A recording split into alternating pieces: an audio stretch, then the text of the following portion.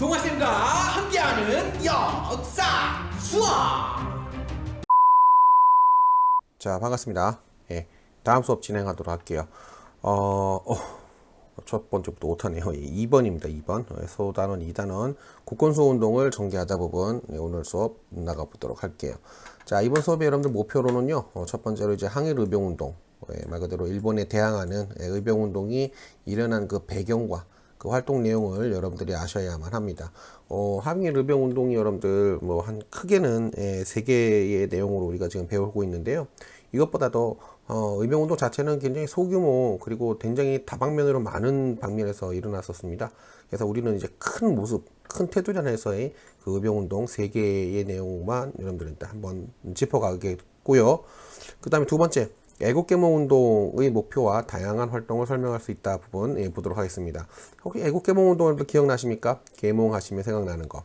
우리 예전에 독립협회 하면서 선생님이 잠깐 설명을 드렸었죠. 그죠?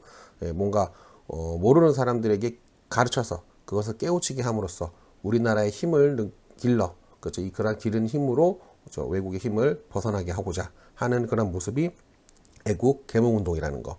잠시 설명했었는데 기억하실 분들은 아마 하실 거고, 못하셔도 다시 하시면 될 것 같습니다. 그러면 오늘 배울 내용에 대해서 한번 보도록 하죠. 항일의병운동입니다. 먼저 을미의병, 을미년에 일어났던 의병이고요. 을사의병, 을사년에 일어났던 의병입니다. 마찬가지로 이제 정미의병이라고 해서 또 정미년에 일어났던 의병이 되겠죠. 각각의 원인들이 다 있습니다. 말 그대로 뭐 을미년에 여러분들 뭐가 있었어요? 을미년에는요. 을미사변이 있었죠, 여러분. 을미사변. 뭔지 다 아시죠? 아셔야 합니다. 자, 을사의병은요.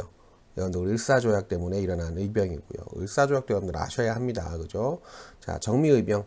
우리 한일 신협약 때문에 말 그대로 우리나라의 군사권과 그리고 이제 고종의 강제퇴위 등이 있었죠. 그죠? 그런 것들로 인해서 이러한 정미의병이 일어나게 됐고요. 자, 그리고 이제 애국개몽운동입니다. 그 목표가 무엇인지, 그리고 애국개몽 단체의 활동을 여러분들 보겠는데, 몇 개 단체가 나옵니다. 4개 단체가 나오는데, 그 중에 이제 신민회를 좀 중점으로 봐주셨으면 좋겠고요. 그리고 이제 국채보상운동입니다. 일본이 강압적으로 우리나라한테 이제 차관을 씌웁니다. 돈을 빌리게끔 씌우죠.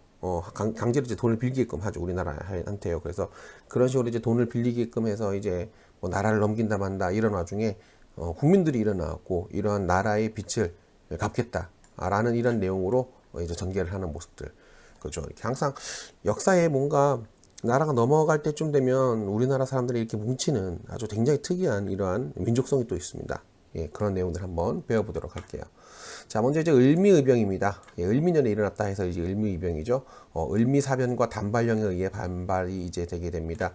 을미사변은 여러분들 아시다시피 우리 명성황후 시해 사건에 이제 해당이 되는 내용이죠.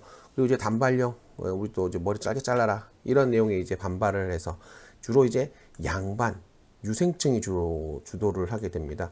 유생이라고 하는 것은 여러분들 유교를 배우는 학생들, 한마디로 이제 양반들이 이제 유생이라고 볼 수도 있겠죠. 원칙적으로 보면 좀 아니지만, 그래서 말 그대로 유교를 좀 제대로 배우는 유생들, 이런 분들이 이제 주도를 했다는 겁니다. 자, 이것으로 인해서 이제 단발령이 철회되고요. 그리고 고종이 이제 해산을 좀 부탁하는 내용으로 권고를 하게 되죠. 그래서 말 그대로 황제의 명을 받아 대부분 이제 활동이 중단되게 되는 모습, 을미의병이었고요.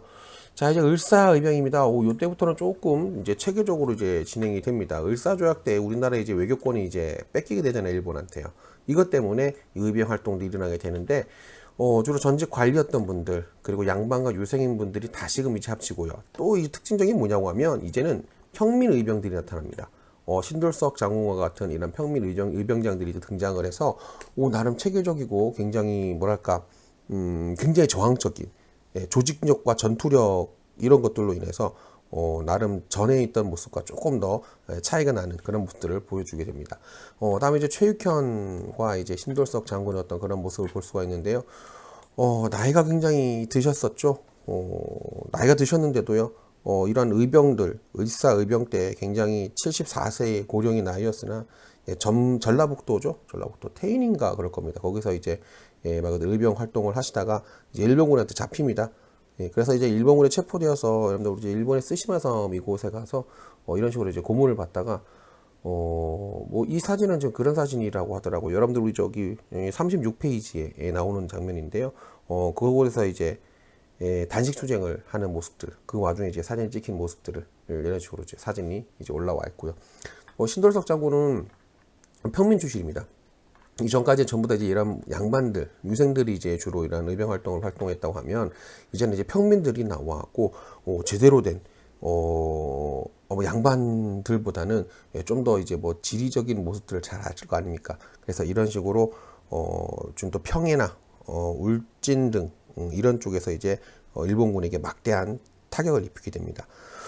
뭐 일단 이런 얘기로 한번 해볼게요. 훗날 이제 여러분들 저 의병 활동이 계속 이제 확대가 되자 이제 유생 출신 의병장 등을 중심으로 우리나라 전국이죠. 이제 13도 창의군이라고 하는 이러한 의병 조직이 전국적으로 이제 만들어지게 됩니다.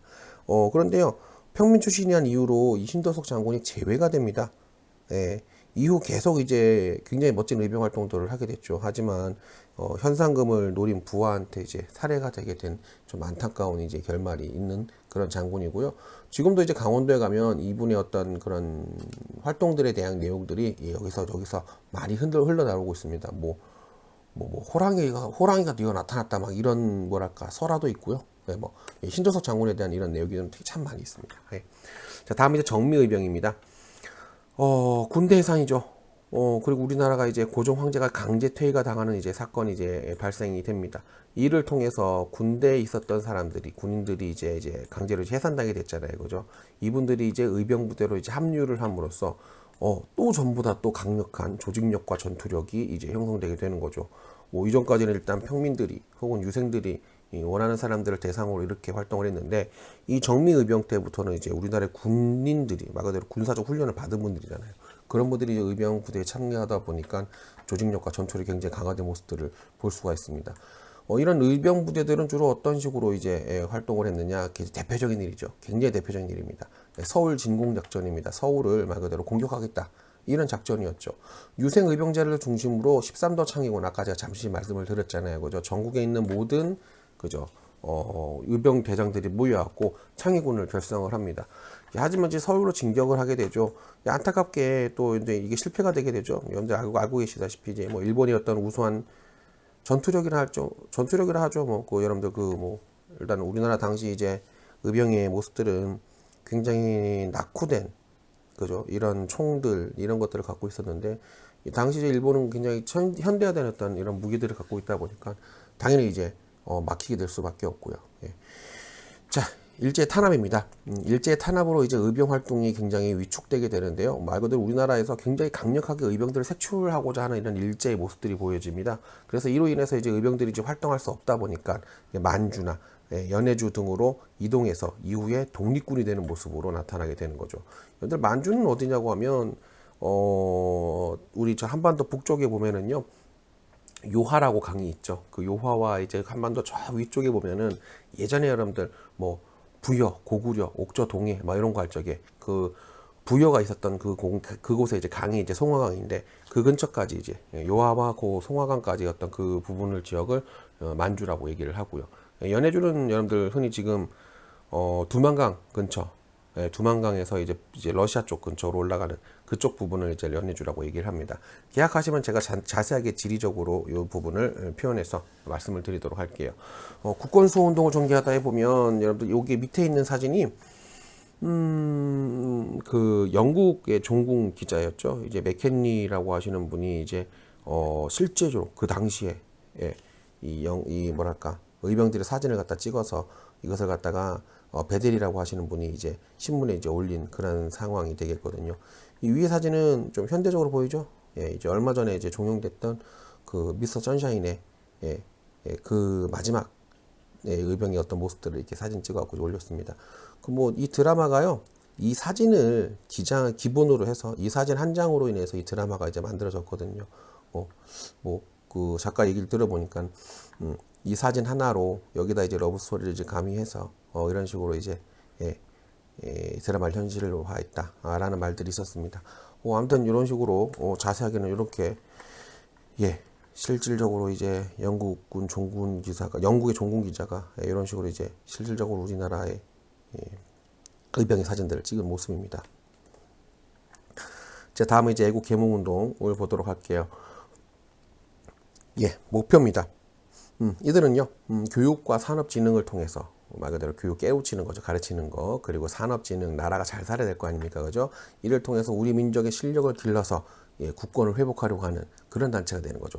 여러분들, 우리 흔히 항일 의병 운동은요, 싸워서, 투쟁해서, 쟁취하는 이런 목적을 갖고 있다 보면 애국 계몽 운동은요, 뭔가 가르치고 산업을 육성하여 우리나라도 외국과 같이 부자가 되고, 그리고 외국에서처럼 또 똑똑한 사람들이 많아지는 실력을 길러서 그래서 천천히 회복하는, 그죠? 이런 모습들을 볼 수가 있습니다. 조금 차이가 다르죠, 그죠?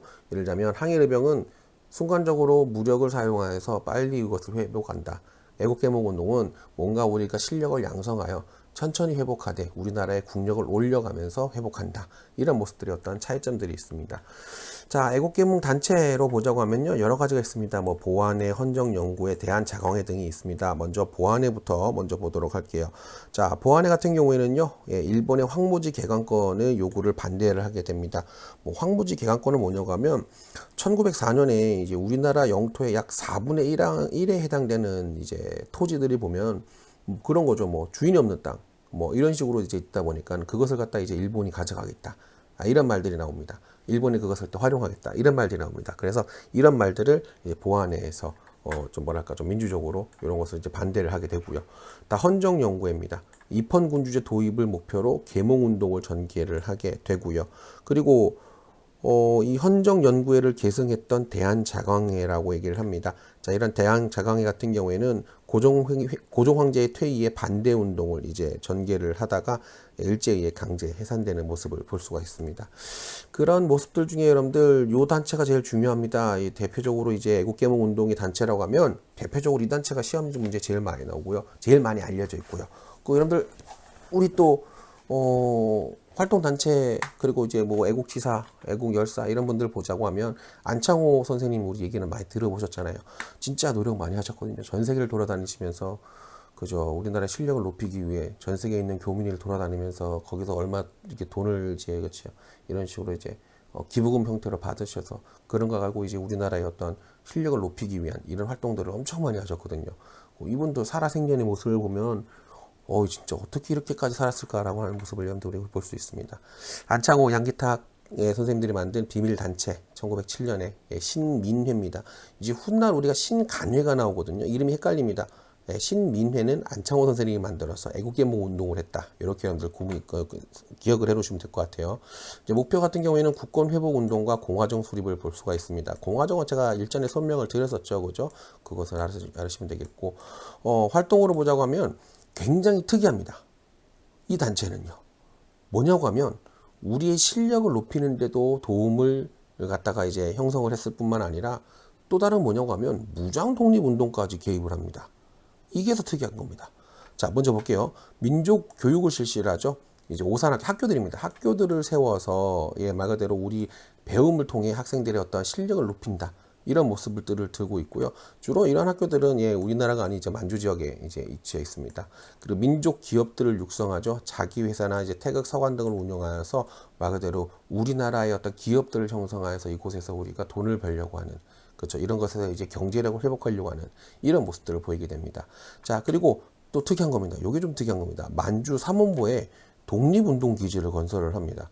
보통 아까 봤던 이러한 애국계몽 단체 운동 같은 경우에는 주로 실력 위주, 실력 향상 위주, 우리의 힘을 기르자, 우리의 어떤 교육을 통한 힘을 기르자, 이런 식의 주장을 많이 했는데, 신민회 같은 경우는 이런 식으로 독립군을 갖다 이제 형성하는 이런 모습에도 이제 하나의 발을 갖다 뻗게 되는 거죠.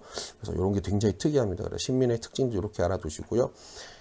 해체를 보자고 하면 백오인 사건으로 이제 해체가 됩니다. 이 상황이 뭐냐고 하면요, 일본이요, 데라우치 총독이죠, 총독. 우리나라에 이제 총독부가 설치되고 난 다음에 이제 총독으로 데라우치라고 하는 사람이 이제 들어오게 됩니다. 이 데라우치라고 하는 분이 이제 총독이 들어올 적에 암살 사건을 조작을 하거든요. 그리고 이 암살 사건을 조작할 때 여기에 이제 연관이 있는 105명을 해서 이 사람들을 전부 다 잡아가둡니다. 이때 105명이 대부분의 사람들이 이제 신민이 있는 사람들로 이제 구성이 되었고 이것이 강제로 이제 해체가 되게 되거든요. 그때 이제 유죄 선고를 받고 난 다음에 외국인 선교사들이 이제 지원을 해왔고 이제 항소가 이루어집니다. 예. 그래서 이제 그 결과 99명이 이제 무죄 판결을 받게 되고요. 윤치호와 양기탁 등 6명은 유죄 선고형을 받고 복역을 하게 됐죠. 예. 요게 이제 백오인 사건으로 끌려가는 사람들인데, 여러분들 보통 죄인들이라고 하면 막 머리도 숙이고 막 등도 굽어지고 막 그런 모습들 있잖아요. 하지만 이분들 가시는 분들 보죠. 굉장히 당당하고 떳떳하지 않습니까? 예, 말 그대로 어떻게 생각하시는지 여러분들 생각을 한번 묻고 싶은데, 예, 저는 이렇게 느꼈습니다. 나라를 위한 활동을 해서 굉장히 떳떳하고 자긍심 있는 이런 모습들, 굉장히 저는 멋진 모습이라고 이제 보여지는 것 같아요. 제 생각입니다. 예. 자, 다음 이제 신민의 활동입니다. 여기 보시면 이제 105인 사건 판결물들이 나오죠. 신민회는 남만주로 집단 이주하려고 기도하고, 조선에서 상당한 재력 있는 사람들 그곳에 이주시켜 토지를 사들이고, 촌락을 세워 새 영토로 삼고, 다수의 청년 동지들을 모집하견하여 한인단체를 일으키고, 학교를 세워 민족교육 운동을 실시하고, 나아가 무관학교를 설립하여 문무를 경하는 교육을 실시하며, 기회를 엿보아 독립전쟁을 일으켜 국권을 회복하려 하였다. 이것을 통해 우리가 신민회는 어떠한 활동을 했는지 여러분들 한번 알아보자는 거죠. 예. 굉장히 좋은 것 같아요. 이런 내용이요. 자, 먼저 보자고 하면, 신민회는 국권 회복, 공화적 수립을 목표로 애국계몽 단체죠. 오산학교, 대선학교 등을 설립하여 인재를 양성하였고요. 자기회사 태극성황 등을 민족기업을 육성하였죠. 그죠? 경제적으로 어떤 나라 독립을 위해서, 또 만주의 독립군 기지를 건설하고 신흥강수 설립하여 독립군을 양성하는 모습들. 이런 식으로 이제 신민회는 여러 방면의 어떤 애국계몽 운동을 갖다가 이제 실시했다라는 우리가 여기서 확인할 수 있습니다.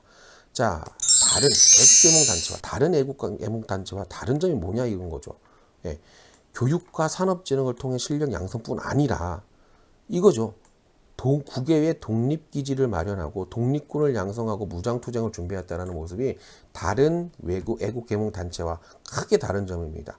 그래서 이러한 신민회가 시험 문제에도 많이 나오고 여러 사람들이 많이 깊이 기억하고 있는 것이 바로 그 중요한 내용인 것이죠. 자, 다음은 이제 국채보상운동입니다. 국가가 가진 이러한 빛을 보상하는 운동이죠. 나라 전체로 일어나게 됩니다. 자, 요 시기에는요, 우리가 경제적 자립을 위한 운동이 굉장히 이제 활발하게 일어나게 되는데요. 러일 전쟁 이후에 이제 일본이 근대 시설을 설치한다는 구실로 우리나라에 이제 강제적으로 이제 돈을 빌려 쓰게 만듭니다. 그 결과 이제 많은 빚을 떠안게 되고, 그런 빚으로 이제 일본은 저거들을 이제 근대 시설을 설치한다는 내용으로 이제 돈을 많이 가져가거든요. 결국 우리나라 국가가 이제 많이 큰 빚을 지게 된 겁니다. 자, 이렇게 이제 국민의 힘으로 일본의 진 빚을 갚고 국권을 지키자고 하는 운동이 바로 국제보상 운동인 거죠. 바로 이 내용입니다. 자, 대구에서 시작이 됐고요. 그래서 대구에 가보면 이제 큰 공원이 있는데 그 공원 이름이 이제 국제보상 운동 공원입니다. 나중에 혹시나 한번 시간 되시면 놀러 가보시기 바랍니다. 자, 이러한 대구에서 시작됐고요. 애국계몽 운동의 단체와 이제 언론기관의 참여로 모금 활동이 전국적으로 확대되고, 나름 굉장히 큰 돈들이 많이 모이게 됩니다.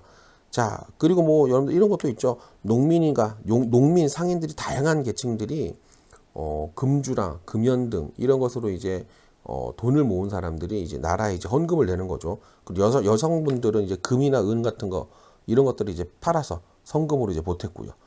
자, 이런 식으로 이제 국가의 돈을 갖다 이제 갚으려고 이제 일일이 사람들이 전부 다 이제 움직이는 모습을 갖고 있습니다.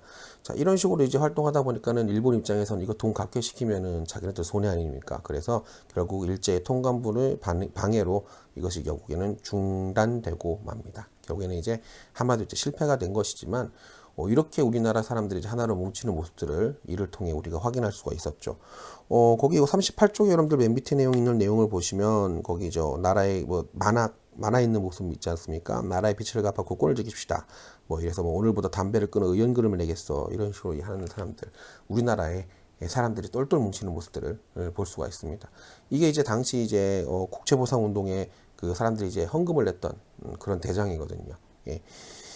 자, 이렇게 우리나라 이제 국권수호 운동을 갖다 이제 보도록 하겠고요. 정말 간략하게 짚고 넘어간 겁니다. 이것을 갖다 깊게 이제 짚고 넘어가려고 하면 여러분들 정말 이제 가슴 아픈 현실들이 많이 드러나거든요. 하지만 이제 시간상 우리 그런 문제가 될 수가 없으니, 그런 시간이 될 수가 없으니 일단 이렇게 짚어 넘어가겠고, 훗날 혹시나 우리가 3학년 시험을 다 치고 난 다음에 시간이 되면은 제가 그때 이런 거를 깊은 내용들을 조금씩 짚어서 여러분들 고등학교 갈 때, 고등학교 올라가셔서 도움이 될 수 있도록 좀 지원을 하도록 하겠습니다. 다음 시간에는요, 근대 문물을 받아들이다 부분 수업을 나가도록 할게요. 오늘은 여기까지 하겠습니다. 수고하셨습니다.